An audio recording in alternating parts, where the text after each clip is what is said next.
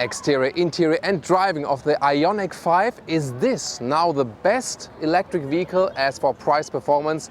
We will find out. Look at that front, retro design, really awesome look. And the rectangular daytime running light, another spicy element. Main headlamp unit comes from LED as standard.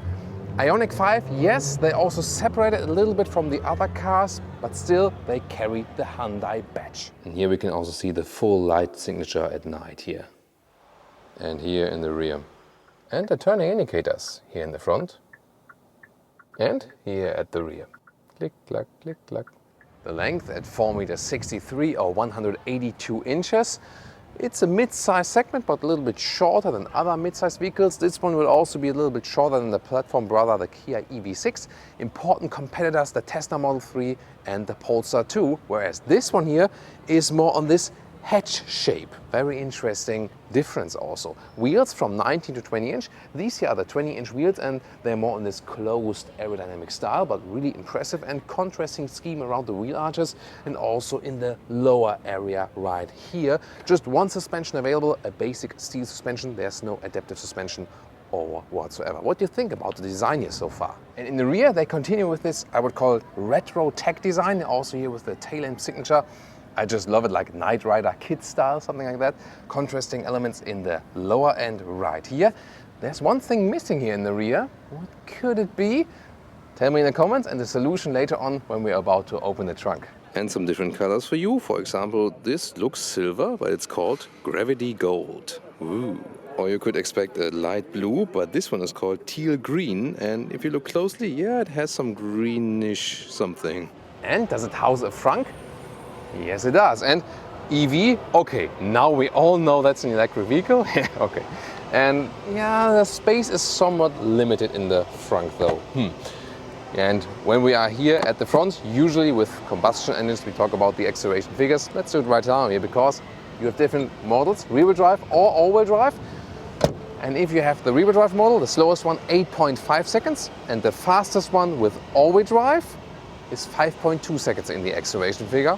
That's already quite quick then. And hey, what's in this optional bag here? And look at that, this is an adapter for the bi-directional charging. So this one here goes in there. And then we have a normal household plug end. And you can, charge anything outside, maybe for sports, activities, maybe for your stand-up paddling board or something that you can put air in it or whatever. And two different battery sizes available, 58 kilowatt hours or 73 kilowatt hours. Pricing then somewhat 40 to 50,000 euros or dollars depending on the battery size and rear-wheel drive or all-wheel drive, which one you pick. For the range, what does that mean?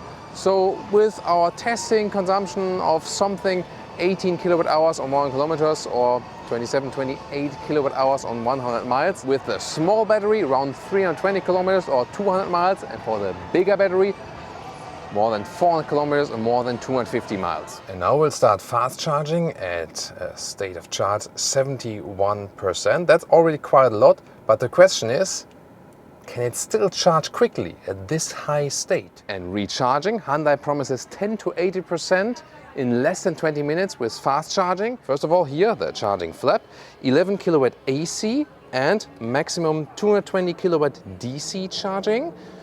Then you can press it here to close it again. But we have a fast charger here now and 70% charge at the moment because we all know when you add like 10%, it does still quite well. But what about the charging curve? So we put it in here now with a fast charger. And what we can see here, even at 75% of the battery state of charge, more than 120 kilowatt, that's extremely impressive. Hyundai says they developed their own fast charging technology right there and it's working very, very well.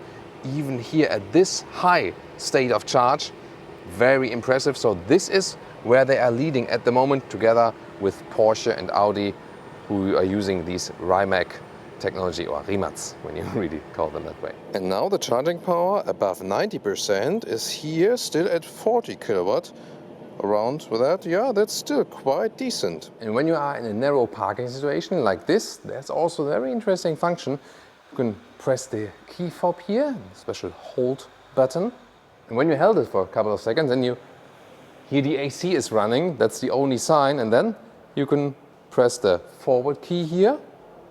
and then the car comes alive, and then you can let it drive out, magic. But you know, sometimes you need some practice that it actually works. When it's working really nicely and flawlessly, that's it. And here now I can get inside, but for this take I needed a few times actually to show that to you perfectly.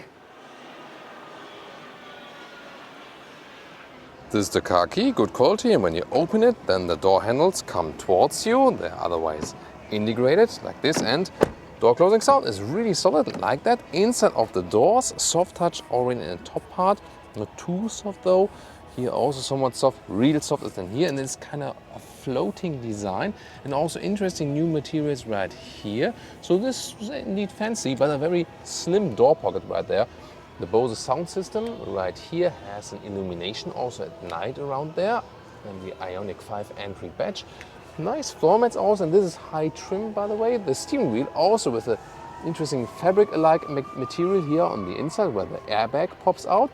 Now everything is kind of shut down. Soon we'll also light that up, and then you see everything on the steering wheel and so on. 2 times 12.3-inch screens at the moment shut off. Also soon more to that.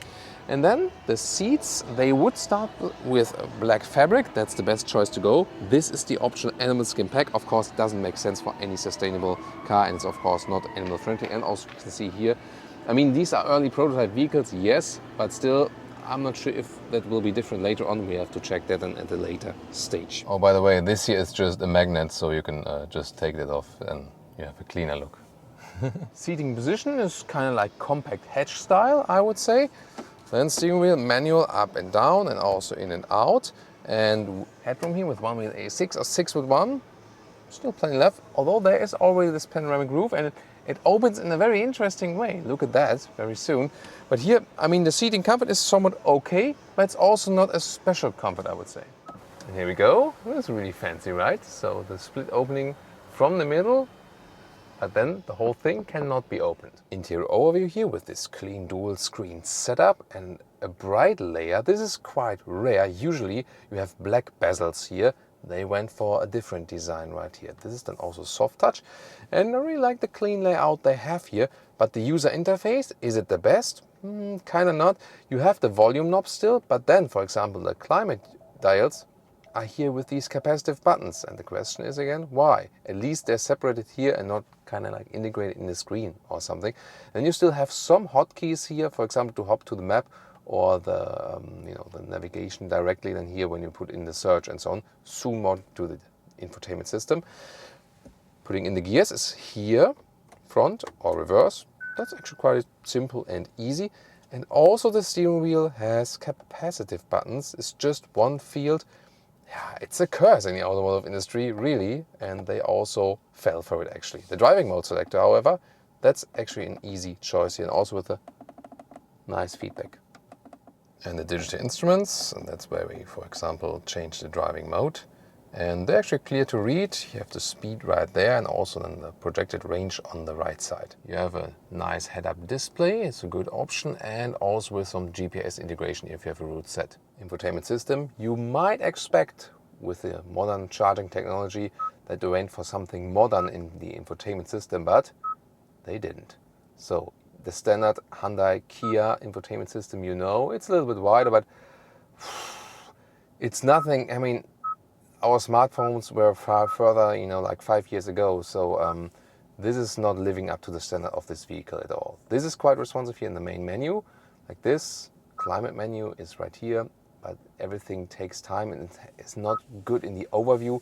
So the user interface is just too complicated here, I think. So best is to take Apple CarPlay and Android Auto, and this integration is awesome.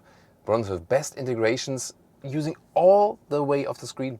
One of the best integration we've seen here with the Apple CarPlay, and the Bose sound system also delivers a very great true sound. And the rear view camera with a great resolution, also the helping lines adapt accordingly, right side fake drone view from above, and when you then switch to the driving mode again, like this, you have the visualization of the vehicle. It's of course all digitalized, and now you can take a look at what you're doing to the wheels and so on. The lower area is interesting, USB charger, 12-volt power supply, and then they have this open space using the EV platform. I like that. Then you have 2 cup holders, adaptive, and more charging possibilities, 2 times USB-A and also inductive charging pad. So the car internal infotainment system, CarPlay integration, yay! Still offering animal skin seats, but the offering of space and the roomish concept, this is awesome. Showing you this here, see another perspective here, with a space in the open front. Finally, someone is using that in the EV. And then here, a lot of space also underneath with the armrest, and you can put this whole thing up, and this is really awesome. I mean, you can put like large handbags here, maybe even a backpack or something. So this is actually very well executed. The rear doors are super large, very long, but that also gives you good access to the rear than here. Then inside of the doors here, also soft in the rear, rarely see that. Also here with a manual shade. Overall, the quality of materials are actually quite good, also with the buttons and so on. I really like these inserts right here, for example. Then you can see once again, EV platform, no middle tunnel or something. That's again very well used. USB chargers. Seats again with the animal skin spec in black. And let's see, when I'm in the driving position in the front, wow, that's a very good result. A lot of space in the rear. This is not a long vehicle, but the usage of space here, enormous. So really super spacious here. It's not a long vehicle at all, but that is really impressive. So would be even better if the seat would be a little bit higher, then you can put your feet better underneath it in the rear. It's very comfortable and also enough headroom. So very impressive by the rear result. Then you can also put this angle here a little bit steeper or more in this, laying back position. And it's so easy to switch here also to the middle position. So 5 tall adults is an easy exercise here for the IONIQ 5. Well, and the bi-direction charging, of course, also works on the inside. Here, normal household plug, for example, to charge MacBooks and so on. And this is really practical because there's a lot of space around it. Usually it can be a problem, like especially with these chargers, but here, no problem.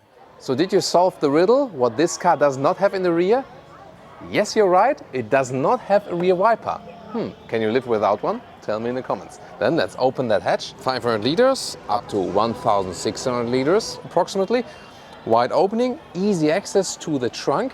And then, well, this cover here is a little bit wobbly and it's also not high enough. I'll soon show you.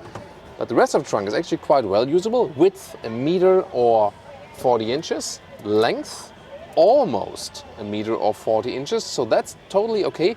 But it's actually quite shallow, so I can show you that with a backpack. So when I put the backpack right here, yeah, that's not that good. So maybe just put this whole thing out. So I would probably use this vehicle then without this, because so the problem of this trunk is the height, 15 inches or 40 centimeters to the cover here.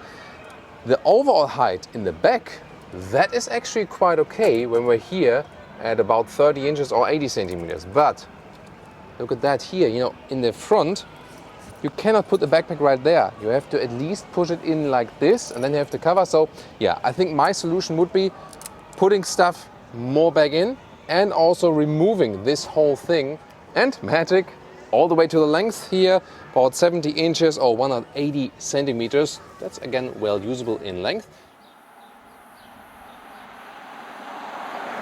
Welcome to the driving part of the IONIQ 5, and we start here in busy Valencia city traffic. It's a good way to find out more about the recuperation, and you can switch it around here actually with the shifting pedals. Level 0 would be you lift the throttle, the car is rolling. Then with the left pedal you can increase the recuperation. Level 1, level 2, level 3, and this is already when I lift the throttle. There's strong recuperation, so strong braking then to gain back the energy. And one more, so-called I pedal, and this is then the strongest recuperation, and this is then the one pedal driving feeling. So when I lift the foot off the throttle, here I leave it a little bit, even while rolling, then I stand still. And this way I can really just drive with the throttle pedal, and I hardly ever use the brake pedal, just in an emergency situation where I really, really need it. What you also realize is when you're here stuck in city traffic, this open space surrounding here, where everything has a lot of room, this really helps also in narrow city traffic, because when everything around you feels kind of caged in and narrow, but here on the inside, everything feels spacious. That's a very, very good feeling. And also how everything resonates here from the switch gear and so on. When you touch, for example, a turning indicator, it's a really good build quality, and that also helps here while driving to feel somewhat just, well and somewhat also sophisticated. It's also not too big for our vehicle, so in the city traffic you really feel at home, and you can also easily get a parking spot and so on and so on. So for city, good vehicle actually, and then you also have advantages if you compare it to really big EVs, for example. And noise insulation here so far also very good. It's a very silent and calm atmosphere. Of course, the electric driving, when I don't have any engine sound, also contributes to that. Usually I would leave it with the I-pedal, with the one-pedal driving feeling. I think just for the electric vehicles it's a more suitable thing, and it's also a safety thing, I always say, because when you lift your foot off the throttle, you immediately begin with the deceleration, and you don't have to switch from the throttle pedal to the brake pedal. Even already here in the city you can, by the way, use the assistance systems and, for example, the lane keeping assist, and I don't even have to activate the cruise control for that. So yeah, maybe not here in the fastest band or something, but I feel that this assistance system can be activated here at the steering wheel, is already active, keeping me in the lane even at slower speeds. That's also interesting, but at any time you can also deactivate it here directly at the steering wheel. Whee! The acceleration here in the city, that was kind of like 0 to 50. And that's it. And since we have the all-wheel drive model here, boost from both engines, still it has a rear-wheel bias. So because it's a rear-wheel platform, if you have just one motor, you have just the rear-wheel drive. And this way here in the all-wheel drive, the rear motor is still the strongest one. I have the top all-wheel drive model here, which is at 5.2 seconds in the acceleration to 100 kilometers or 62 miles an hour.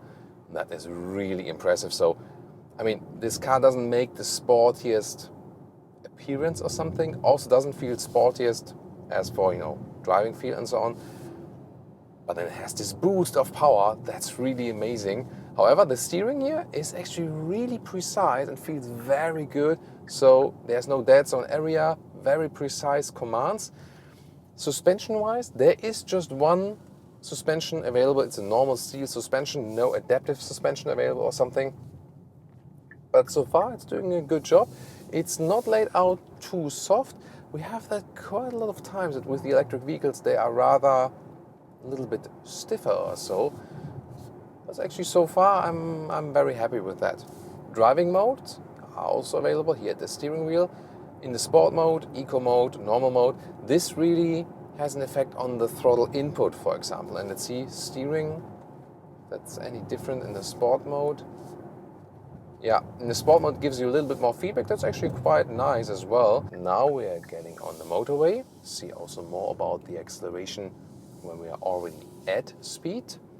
So I'll wait till the exit and we can then accelerate up to 100. So I do now 50 kilometers to 100. Let's go. Plop, that's it. So even that really quick. I mean, the all-wheel drive model, yes, the strongest one here. Do you really need it? It's the most fun in acceleration, but you'll also be just fine with some of the less strong versions because they're really so powerful. I-pedal here, getting off the throttle, car's getting in front of me, directly good recuperation, no problem at all. And noise insulation here at 100 kilometers or 60 miles an hour, still fairly good. So actually, I think I have to stay here. Sorry about that. Yeah, but that also shows this car is really also flexible as for the lane changing. Again, quite stable from suspension, at the same time good comfort and really a lot of fun to steer it around. So the driving fun factor with this vehicle is really very, very good. And that is electric just contributes to that, a very spontaneous reaction. I can easily also live with the rear-wheel drive. We also have that in the Tesla Model 3 where we compared all-wheel drive to the rear-wheel drive. Of course, you have always more punch with the all-wheel drive versions, but then the rear-wheel drive versions, they sometimes just come around in the corner a little bit more because you are just getting pushed from the rear and that's it. And that can be sometimes just be a better feeling. Wow. Whew. This is really great. There's also this special head-up display, which is showing me arrows in my line of sight. That's also very helpful, especially here in this situation.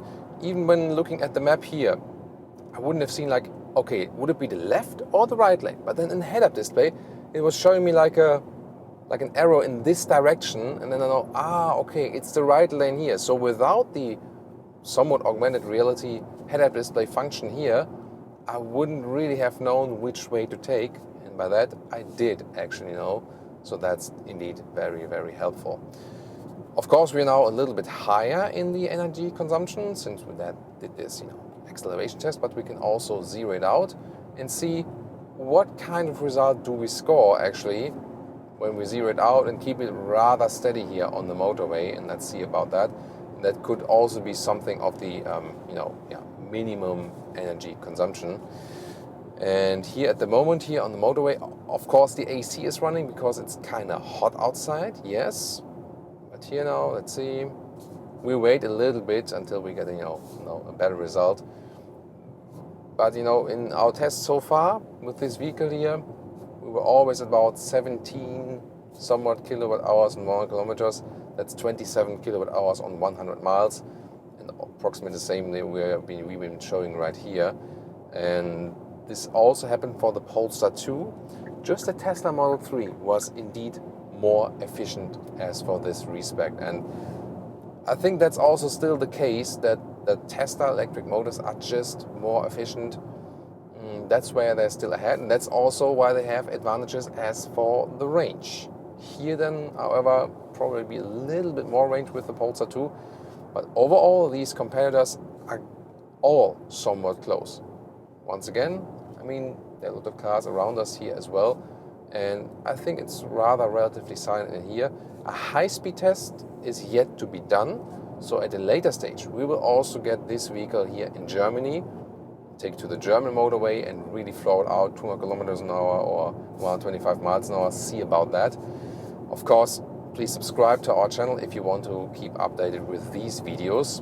This one here now, our first driving test today, and so far I'm actually quite impressed with the driving. Very positive aspect all the way, like steering, suspension, acceleration, calmness here in the interior, how everything is being built and you touch and you see while driving.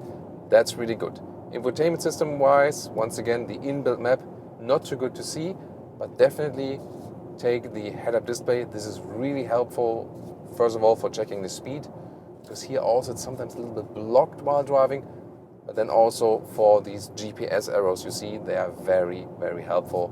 So if there's one option you should actually go for, to me, the head-up display, it would actually be. And once again, lane change, a lot of fun, feels super flexible and agile. So all the hardware stuff they've done here is really, really convincing. Of course, we talked about the charging infrastructure and the whole stiffness of the chassis and so on. Everything we say today will basically also count for the Kia EV6 because they are sharing the same platform. And of course, it just makes sense that they do so because they developed this charging, this charging technology for both vehicles. There is the blind spot monitor, by the way. You have to have this small triangle in the side mirror, and when you set the turning indicators, it also flashes. That's helpful, but we've seen better integrations of the blind spot monitor. It's not too obvious, I think, and yeah, maybe should have been bigger, or maybe like in a curved way, something like this. That would have been more helpful than the small triangle we see here right now. So we had city traffic and also Autobahn, and in both cases, that was really, really convincing. And here now about 120 kilometers an hour, so about 70 miles an hour, still very stable on the road, and noise insulation wise, we're not picking up any disturbing wind noises anywhere.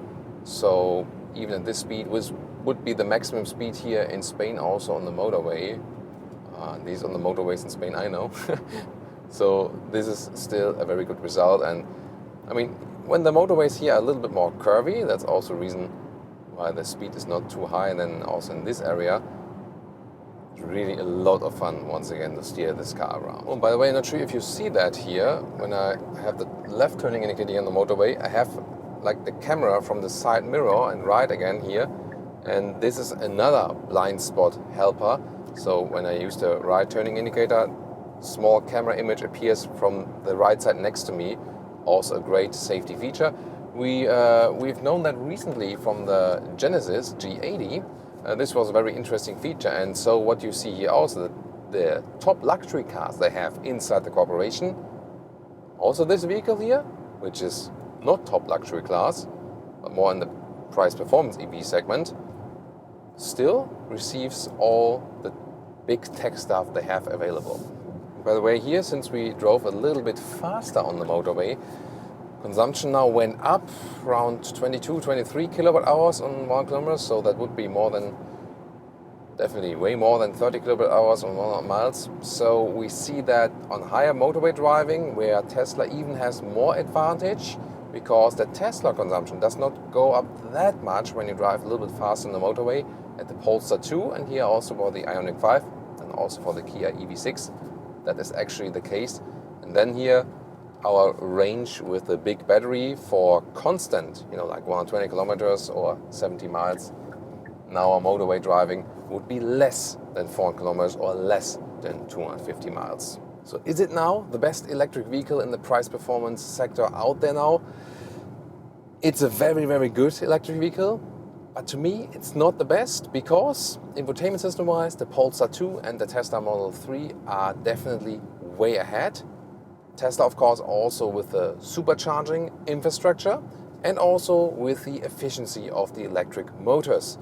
This one here, however, very good in the charging technology. That's where it is actually ahead, and overall a very, very good package they're offering. So now it's time then to go to our comparison review, Tesla Model 3 versus Polestar 2, to get more about these cars and even more on this car very soon, and also to the Kia EV6 if you stay subscribed here on our channel. So first see you now at the Tesla Model 3 versus the Polestar 2.